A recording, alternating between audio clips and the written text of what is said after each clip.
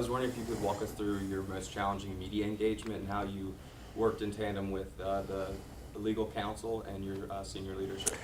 In the current job or just period? Period. Well, my most challenging media engagement was in March of 2007 after the biggest incident that happened in the history of Operation Iraqi Freedom in my area of operations in Tal Afar, and that was on, I believe it was March 27th to 28th. It was a bombing, 10,000-pound suicide truck bomb went off in a Shia Turkmen marketplace in the middle of Tal Afar, killed 183, wounded over 350. It was just a devastating event. And then after that, for a week. So it was I hadn't slept in a week. It was high stress. We were trying to prevent sectarian warfare from happening in Tal Afar. This is after Operation Restore Rights, deep after a year, after Clear Hold Build had started, while the surge in Baghdad was happening. And I was up there with a squadron of folks, 800 folks, trying to make sure that another mini battle and warfare didn't occur in Tal Afar as caused by an accelerant that was a suicide bomb. So it got national media attention. It was one of the first in the first couple of years of DIVIDs. And so I had to do an interview from in the field as a commander, and I didn't have a public affairs officer. And that was my most challenging media engagement. I was tired. I was stressed out. It's still online. I mean, I was twitching. I mean, it was just, seriously, it was, and so for me, it was dealing with a Pentagon press and trying to see things. I was talking back to the Pentagon, answering Pentagon press questions as a squadron commander, as a lieutenant colonel in 2007, after I'd been on the ground for almost 10 months in Iraq during what was after a week's worth of trying to deal with this huge event. And so for me, what was stressful about that was understanding that I was looking into a camera. I was speaking to people at the Pentagon that were, tens of thousands of miles away in what was for me a time when I hadn't eaten, I hadn't slept, I was stressed out, I knew what was happening. So that was tough. And so how do you as a public affairs officer help to control the environment? I didn't have the opportunity to control the environment for the media interview. That's huge.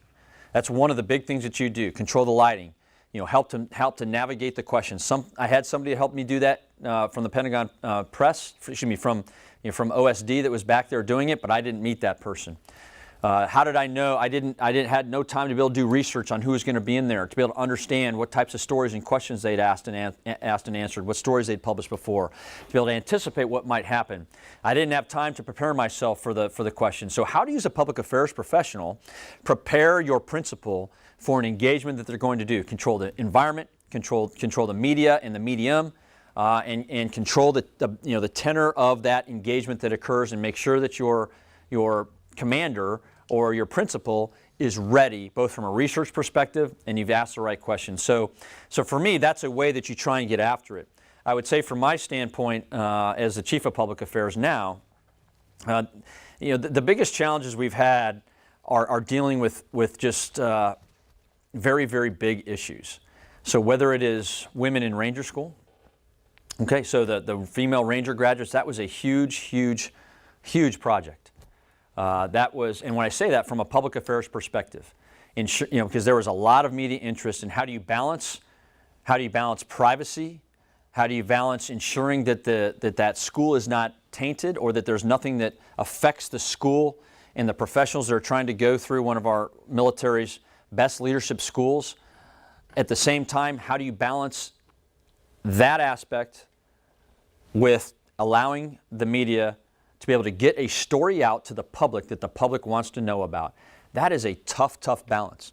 And so I have had to find out is my toughest job is trying to balance when the media really wants to tell a story, and it's a huge story, and I know that there's a big public interest, with going out and be able to advocate that to commanders who are running schools, who are commanding units, and to be able to convince them that there is a balance, and that while embed may be on one end, saying nothing is on the other end, how do you balance out and apply the right resources and engage with units and commanders and public affairs officers and develop a plan that everyone is comfortable with, whether it's a Secretary of the Army, Chief of Staff of the Army, or the commander of the Maneuver Center of Excellence in this case, and the Ranger School, in understanding the cadre and the school itself and trying to protect the integrity of the course. How do you do all of that? That takes personal engagement by me.